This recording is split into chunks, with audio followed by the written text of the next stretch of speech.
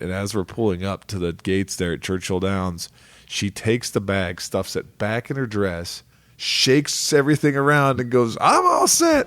And everyone's like, "Yeah."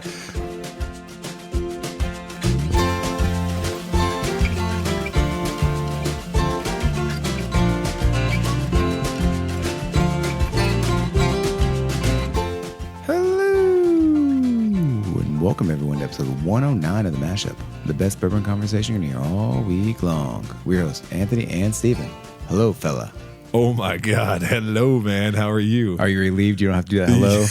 Yeah, you know I am. That's actually the biggest relief, I think, in the history of relief of the podcast. It's like as soon as that came out of your mouth, I was like, perfect. There you go. Felt at ease all of a sudden. I'm like, I just go back to my talking and my, I don't have to worry about that intro. The jibber jabber. Yeah, the jibber jabber. Man, it's great to have you back. It's great to be back. It's great to taste some bourbon again. Oh, I know. I was going to say, you've been on hiatus. What have you been drinking? Drinking highballs and high noons? So, obviously, I have not been around. Yes. And so I have a fun little interesting story from my travels out west. I can't wait to hear it, because that's the other thing that I just want to put out there right now. People don't know, but we saw each other since you've been back, sum total of 2 times. Once was to change your car battery. Yes. And the other was... that's why I land after being gone, and I have this elaborate plan of surprising my kids at the baseball game. Yeah. I land at the airport after being gone for 4.5 weeks. Oh, God. And I walk out to my car, and it does not start. Dead as a doornail. Dead as a doornail. So I had to Uber back home. But wait, what kind of battery do you have again? Really hard. So I had to Uber home. Yeah. So I could take my luggage home, then walk to the ball field, which is like a mile away. Not that far, but. Well, were your kids still surprised? Yeah, they were all surprised. Yeah. Yeah, so we saw each other then, and then I can't remember if there was one other time where we peeked in there, popped in on you. Like, I can't remember. No, it hasn't been the much. only time. Yeah. I don't think I've seen Michael since I've been back. There you go. So I've just been getting back to it. I mean, I've only been home now for 2 weeks now? Yeah, I think so. I've been busy. It seems though, I was like, damn, I got to talk to Steven. I'm like, where's he at? I know. But so now that you're back, we want to know what happened out west. All right. Okay. So I basically worked 6 days a week when I was out there. Yeah. But on our time off, we would go explore, the mountain areas. Okay. So one of our excursions, we decided to go to Rocky Mountain National Park. Ah. And it was iffy that day because it was like, the weather can change there very quickly because you're literally at the foot of the Rockies, right? And see, this is not, I don't know anything about it, but I believe you're right yes, there. Absolutely. I mean, okay. the skyline is just breathtaking. Okay. The mountains are just there. All right. You know which way is west. Yeah. You're see. There you go. Right. So we decided to, it's about an hour drive up there, but the weather that day, like I said, it was going to rain. We didn't know. We'll give it a shot. So we drove like the hour up there. And and I'd shout out, why is that? Because the guy I was working with, that's the shift we were on, so we would always see each other. And I was driving all the time, okay. And so I would just make him connect his phone to the car because he was younger, so I was like, he would play his music. Ah, I got you. I enjoyed that. Yeah, but then he was like, how to use Apple Maps. Oh no! Which the only thing that's good is it tells you traffic cameras. Oh, okay. That's about the only thing. Is that a big thing out there? Like we hit him a couple times. Okay, I got you. So we try to go to Rocky Mountain National Park. It's raining off and on the whole way up there. We're like, well, what else are we going to do? So we keep going. And before you know it, we were with cars and then we're not with cars. There is Dateline NBC. Yeah. all you could see were ranches. Oh, man. And mountains. It's like, I think we're not at Rocky Mountain National Park. I bet you if you'd have stopped at one of those ranches, they probably would have fired a pistol at you. Doubt. Hey, get out of here. So it eventually just started pouring. Okay. So we decided to, cancel that part of our trip. I got you. But on the way up there, we had to go through a town called Estes Park. Okay. And lo and behold, we turn a corner and there is a very famous white hotel right there. Okay. The hotel is called the Stanley. All right. And that's where Stephen King stayed and got the idea for The Shining. Oh, my God. I would have turned the hell around and got out of there right away. We were both like geeking out as soon as we saw it. We're like, what? What is this? Because we were not expecting it. We didn't know it was there. And all of a sudden we turn and we're like, holy crap. Man. So there's the hotel. Did you explore there? Oh, well, I mean, it's raining. God. It's raining in the mountains. What else are you going to do? Yeah. So we went there. We took the tour. We paid for the tour, which is pretty cool. Kind of gave you the history of the hotel. And and like how the movie was, and then eventually it got to Stephen King, and he got there at the kind of like the movie. Okay. But he actually was looking for a room, and it was the end of the season. And they're like, we can't have you, we're closing up, everyone's leaving. And I was arguing with them forever. And eventually a snowstorm came. And so they had to put him up. So they put him up in room 217, which is now the Stephen King suite. And really? It cost, I bet you. It cost an arm and a leg. And I think, I'm not kidding, I think they said the wait list is like 7 years. Oh, I believe it. Yeah. He's got some fanatic fans. Yeah. So just like the movie, his wife, went, I don't know if she was pregnant at the time or she went to sleep. So what else is he going to do? He goes down to the bar. Nice. Well, they had closed their books for the season. So his money was no good there. So the bartender actually took out a private bottle. Oh. And that's what they drank on. Here is your absence. Yeah. Yeah. So he ended up being downstairs and, I think he was drinking for like 5 hours, they said. Oh, man. And so he went up back into the room and like got freaked out by like a fire hydrant like in the hotel. And that was part of his memory of this. And then he ended up passing out in bed. And somehow in the morning, he ended up writing it all down. Wow. And that's basically how the movie, the book got written. So this was actually the place where The Shining was filmed? Or it's the inspiration? The inspiration. Okay. I think the hotel for that is in Oregon. Okay. I wondered. Yeah. Okay. That's still pretty freaking awesome. But while we were there, and I was like, oh, let's go look at the gift shop. And I go down this like stone hallway because it was in the basement. And I turn. And there's blood everywhere. No. There's twins. There's twins with knives. Are you serious? No. You got me. You. So I can't call you any choice words, so I'll just go. I walk into a thing called the Vault. Okay. It was a bourbon room. No way. Like they had a dozen of their own picks. Oh, can you buy them too? Yes, but I had no way in hell getting them home. Yeah. But they had their own private tasting room with man. they had some high level stuff in there. So I think the way they do their picks out there is, I think the distilleries send like 10 samples.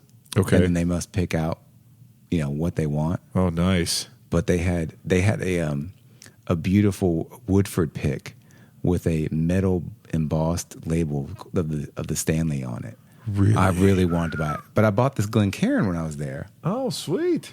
Yeah. And there it is. It says the Vault at the Stanley. That's a pretty nice logo. Yeah. But that blew my mind. I was not expecting them to have their own bourbon. So if you're there, I signed the guest book. Okay. The mashup. Oh, nice. You did. And I did. We're famous. And I did the date. But then I went back to it 2 times to try to take a picture of it, and I was going to post it. Yeah. I could not find it. Are you serious? So that many people go in and out is what you're saying? No. I think it was full. And Okay. I opened up a random page and like signed it. Oh. But then like I went back literally like a couple minutes later, but I guess someone had to start going through it and flipping pages, and I couldn't find it again. Well, that's an awesome story. It's much better than what was. I shouldn't say it's much better than what was going on here. That's much better than what was going on here. And I shouldn't say it like that because it was really an awesome opportunity. So the whole time that we lived in Kentucky, and coinciding with when you were gone, and this is what bummed me out, we were all supposed to go to Thurby, which is Thursday at the Derby. I was sad I couldn't go to that. Exactly. And so instead, we still maintained and went with my wife and I went, and then Michael and his wife, and your wife was there with her friend. Mm-hmm. And so we had this nice little kind of outdoor like box area. You know how boxes at the racetrack, it's just like the metal fencing. But that was an awesome time. Thank you again, Michael. You did a great job, and your wife in securing those tickets. So my wife and I are really appreciative of that. But on the way there, man, so we've never been to any Churchill Downs, never any Derby That would have been stuff. my first time, too. That would have been your first time? But I didn't get to go.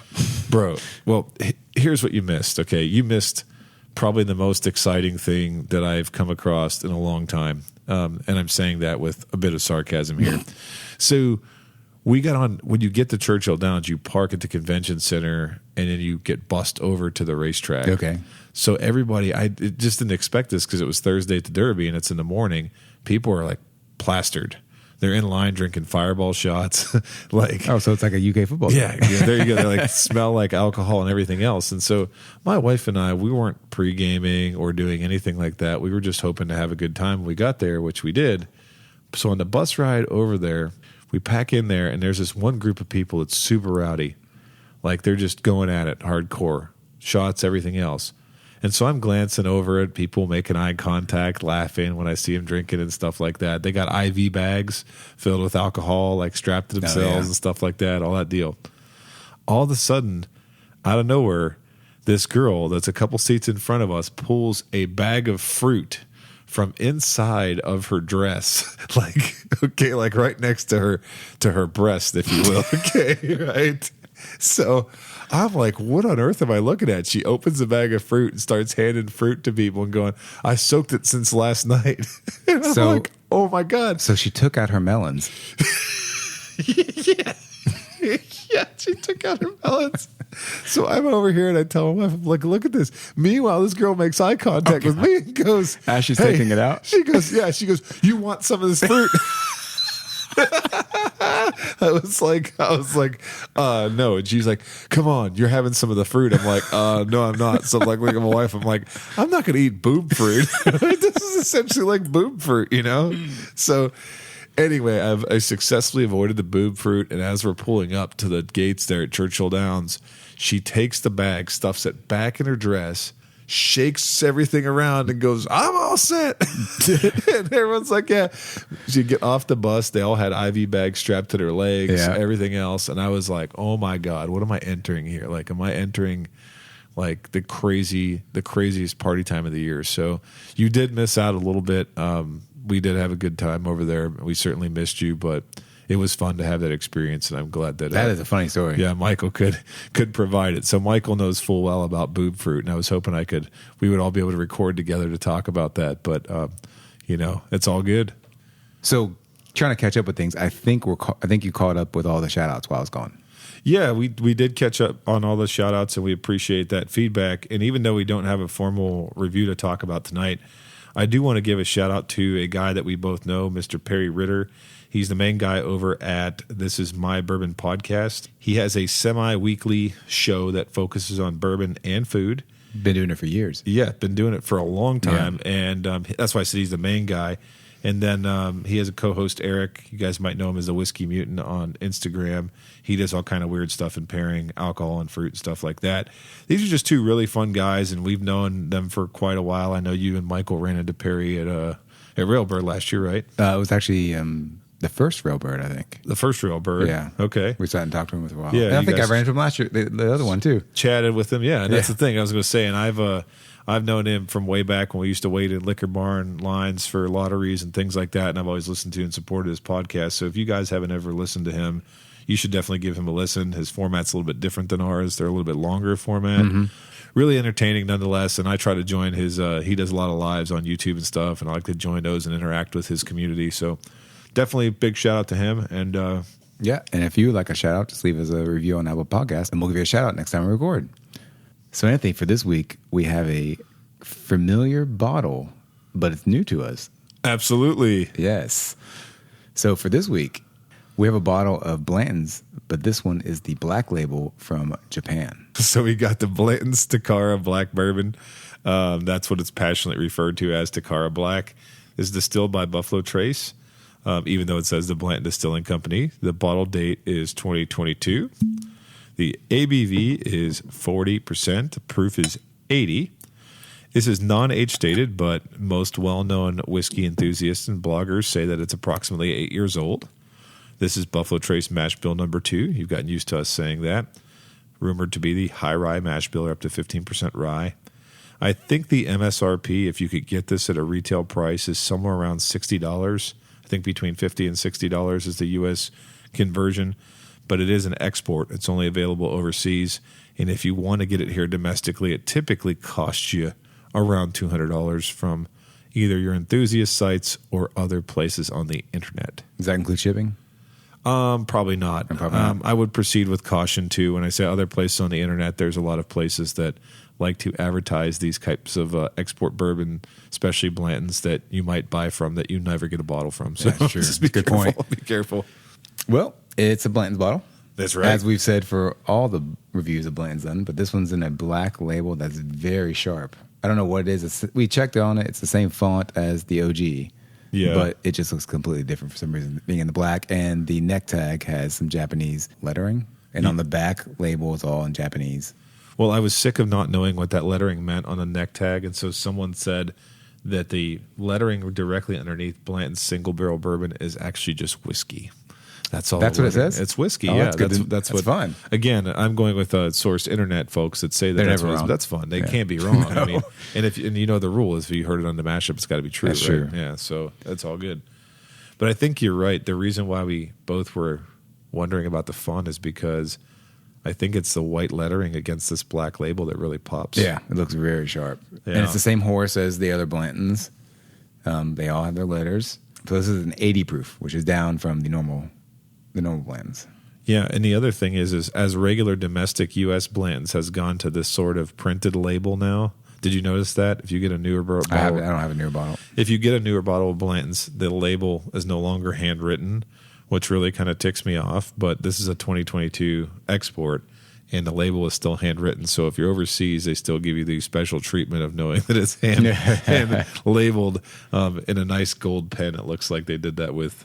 You might be asking how I got this bottle. I am wondering about that because we've talked in previous episodes about how these things need to be boated by well-known boating men across the sea to get back here. So I think it was this past Christmas. We had like our little neighbor, little street Christmas party at our house. Okay. Like we always do. And we had a new neighbor on the street. And so he got invited. He knew I liked bourbon. Okay. So he came over with this bottle. See, that's did you know instantly you're like, damn, we got a good neighbor here. Yeah, I was like, damn. I was like, that's quite a little thing to bring over for the party, right? Yeah, like, hey, I know you can't get this in the United States. I'm not trying to flex or anything, no doubt. but here you go. So like the whole night, I think I had one sip of it. I was being respectful, like, thank you for bringing it over here. Yeah. I'll have a sip, but you can take it, obviously. So he's like leaving. I'm like, dude, your bottle. He's like, no, I brought it as a gift for you. I'm like, wow. That's quite a gift for a Christmas party. This is the leftover gift that some people would probably kill to have. It's about a half a bottle. And it's about half a bottle. That's a really nice. That's a really nice gesture. Yeah. So I'm hoping you're still friends with your neighbor. We are. Okay, that's great. Well, kudos to him. He knows how to party and No doubt. knows what to bring over. Right. So you mentioned it earlier, but here we are again with another bottle of Blanton's. I think you'd have to go back to episode 88, if I'm correct, to know when we tried the green label Blanton's, which was another 80 proof version. You remember that? From Japan? That was actually, I think, I since have read up about that. That's the Euro. Europe. Yeah, the red one is the other one from Japan. Yeah, the red one's the other Japanese one. And so it's the same proof as the one we're tasting tonight. So I think it'll be kind of nice to recall. I don't think either of us thought that one was amazing, but I'm wondering this one's aged a little bit longer. So I'm thinking that maybe it might have a little bit more character to it. On this podcast, Stephen. Yeah, that was an 80 proof, and it was a 6 to 8 year. Okay, 6 to 8 year was the rumor on that one. This one's rumored to be 8 or older. So correct. You never know what they're doing over there. But I was going to say, why is it that we still haven't tasted and reviewed a regular bottle of Blanton's on the podcast? What are we waiting for? To try the red. It'll be really bad if we get to like a French edition or a Polish edition, one of those really extra special ones before we get a chance to get to the actual regular episode Blanton's. like 2:30. Well, we're finally to the Blantons. That would be I'll something. be okay with that if we had to do all that. I know. I was going to say, I think that we would totally be the ones that would do that. But, I do a lot of reading, and I've noticed that a lot of people who are into whiskey and have review websites, podcasts, and what have you, do tend to eventually get around to doing almost like the full vertical of Blanton's. So maybe we'll just eventually get there. Yeah. So that would be good. As you know, Blanton's is still incredibly difficult to get here domestically. That's why I don't have a bottle. I know, right? It's ridiculous. It's a true story. So I won't use any names here, but a pretty good buddy of mine needed a bottle of Blanton's because he was going on vacation. This was very recently, and I didn't have one. And so I had to go to a friend and buy one at an inflated price because that's kind of what you have to do nowadays. And I asked the other guy I was hooking up beforehand, I said, is it okay? And he said, well, it's not okay, but he said, I just really need the bottle because I'm expected to bring it, and it's for, I think, a family member or a friend or something. And so that's how Blanton's is still being, at least here in Kentucky, it's still a very tough get.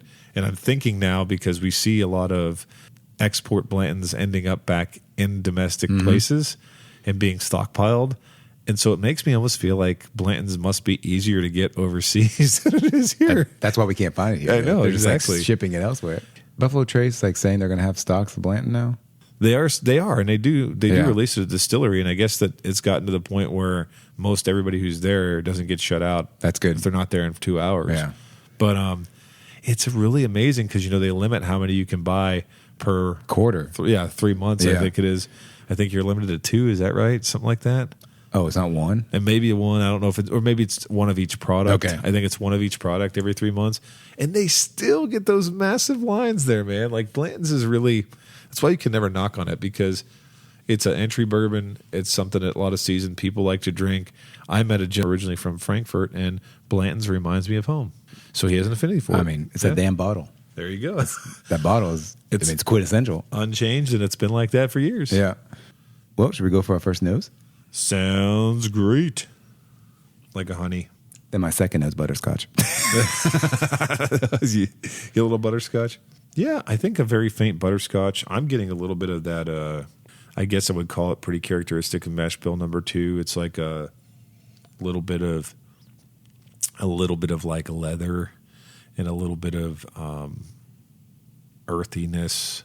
Yeah. Are you getting a cherry? Yeah. What about cherry? Yeah, a little bit of cherry as well. I really think like from straight from the barrel to gold and the green, I think we've had a lot of similar nosing of this. It's all pretty familiar to me that earthiness is actually like a nice well-aged oak that's coming off, and then there's actually It's like a beautiful char note. yeah, it's like a char. And I don't really want to say if there's tobacco, it's not like heavy tobacco. It's almost like a licorice. It's like a cross between a licorice and a tobacco somewhere in there that I'm nosing. If you're getting tobacco, is it a wet leaf or a dry leaf? I would have to say wet I was because I'm yes. thinking. Yeah, I was Yes. to say you going with that. Yeah. Black licorice. Hey, you devil. I'm getting kicked out. I'm getting booted from the table. But when you have certain black licorice, right? There's certain ones very dense and it's tougher. Then there's softer black licorice, and almost when you touch it, it's like kind of moist. Before you eat it, you're just disgusted over here, and that's kind of what it kind of. It's kind of like the melon fruit. the boob, the boob fruit. Oh my god, I'm never going to escape that one. We could talk about that for 10 episodes. But I'll take your word on the black licorice. Okay, all right. I think it's there very faintly. Okay. So actually, I have some really fun news to report. You guys might remember way back at the beginning when we started this podcast, I referenced a person called Baby Bourbon. I can't call him Baby Bourbon anymore. It's my cousin Joe, who lives in Ohio. Right. Yeah. So he texted me recently. He's a regular listener of the show, so we appreciate that, Joe. He entered the OHLQ lottery. So as you know, Ohio is a state-controlled state. So when they get certain allocated product, they always do lotteries, and there's state lotteries where you have to enter, and then you have to go pick up the bottle if you win from your local shop, wherever that local place is. It's like a hub where they send everything. So the most recent one, OHLQ, had, I think, Blanton's Gold and maybe Straight from the Barrel. Those are nice. So those are the domestic releases, not the ones, and those are pretty limited. You don't see those much anywhere. You don't. And so I get a text message from my cousin the other day, and he said, I won a bottle of Blanton's Gold. And I was like, hooray, Damn. man. I was like, that's a really good score. And so I think the next message was something like, if you had it, would you drink it or would you keep it? And I said, I'm pretty sure we reviewed Gold. Michael got a bottle and we reviewed it the one time. And I said, we all liked it. Yeah. I remember all of us liking it and saying that I think we would all buy it, especially if we could get it at a reasonable price. And so he's going to be paying retail for it. Oh, wow. So was that 150? I think it was even cheaper than that. I think it may be like low 100, okay, like around maybe $100. I nice. think so. I don't get jealous very much of bourbon stuff anymore because I've kind of cooled off a little bit. I think what you're going to say is you get jealous of people when they get to buy it at retail. Well, it doesn't matter what it is. Just in general, I mean, it might be it. That might be it. But I was just, I was happy for him, and we were messaging back and forth. But I'm like, man, you got a family member who gets lucky in the lottery, and speaking of lotteries, did you see that? My favorite store, Total Wine, is having a summer lottery. Actually, I have not. I need to go through my emails. Okay, well, get to your email. I think you have until Father's Day maybe to sign up, or maybe you don't, and we'll just get to your email and find out that you missed out. But I am actually still so holding a grudge that I won't even enter a Total Wine lottery. But the thing that I found funny about their selection is they had bottles in there that had released like 3+ years ago. Dusties. They got the Total Wine Dusties are like, just go in their warehouse and look at the releases they haven't put on the shelf in 5 years. And so, yeah, I think the one that was really shocking was Russell's 2003, because I think Russell's 2003 came out at least 3 or 4 years ago. Yeah. And yet somehow that's in the summer lottery. It's like, yeah, so. Should we go for a first taste? Let's do it. Before I talk about anything I taste, the sip itself is pleasant, but there's not a lot to it. And when I say not a lot to it, I mean it's almost watery. Yeah, it tastes a little bit watered down. It's muted, but it's warm. It's warm. It's a warm drink. Mm-hmm. But like you said, it tastes watered down. Yeah, very light. Mm-hmm. That honey is the one thing that's coming over. I'm tasting a little bit of that honey. You really gotta work on your tasting here to be able to pull the notes out of this, because they're very muted. Yeah, it's almost like the Clive Maids of sips right here. I was sipping when you said that. Now I'm tasting it. No, I'm just kidding. There's not much there. Not a whole lot. I'm tasting it's there. How about that? It's there. It's like vanilla, honey. You do get a little bit of the oak backbone. You got to stretch to get those. Yeah. And again, there's multiple tastes. I am tasting a little bit of the licorice coming over, but I don't think it's licorice anymore. I think it's just a faint vanilla. Here's where I'm at right now. This is something that you could easily crush, but if you're looking for complexity, I'm just not getting it right now. Looking again, I know we don't do this all the time. Looking at legs, the legs are almost like little stringy droppy legs. If that makes sense. They're look like teardrops, and they're falling off the glass really quickly. Just not a very oily, viscous mouthfeel. Right. Yeah. It makes me wonder a little bit, like what's going on? Why? What's the point of 80 proof, 8-year-old, nice, muted? I mean, this would be great if it was like 100 proof. 8 which years is what we liked, which was the gold. I don't know if gold is 8 years, but we really liked that. I remember really liking that. Well, from that exciting review of the taste we had there, let's go ahead right into Pass Try Buy on this bad boy. Are you sure you want to go that quickly? Let's finish it off. Okay. So, Anthony, would you pass, try, or buy on the Blanton's Black Label Bourbon? I've been waiting like 2 months for you to ask me that. It's very direct. So I'm kind of falling into the category of where I was at with the green label. If this was widely available and it cost less than the regular Blanton. So what's regular Blanton's up to? About $65 to $70. So. I think it's in that range. So if I had a direct line to Japan and I was paying $50 to $60 for this, I'd probably buy it, right? Because it'd be a good conversation piece. It'd be something that you could give a person who's not really into complexity and maybe not even into the burn of bourbon a little bit, and they might like it. But I think if I'm going to go seek out an export version of Blanton's, this is probably not going to be it for me. And so I actually, sadly, think that I'm falling the wayside of the green where I'm going to be a pass. But if a friend walked over on Christmas and had a bottle of it, I'm definitely trying it. Yeah. You make a good point. Like, I don't know what I would pay for this at a restaurant. I'm sure it'd be way overpriced. Oh, I'm sure. And I don't think it's worth probably the money at a restaurant. It's pretty blasé poor. Yeah. Compared to the other Blanton's offerings. Agree. Is it better than the green at the same proof? You know, I think it might be. I think it is too. Yeah. Yeah. But I don't know if I'm excited enough to even, I think I would, it's between a pass and a try. Hey, I respect that. I think that's and I here's the thing. I don't want to discourage anybody who might have a lifelong dream of collecting all the Blantons. That's a different story, you know. But if I'm going to pay $200 for this bottle and expect amazing things, it's not there. Yeah, absolutely not.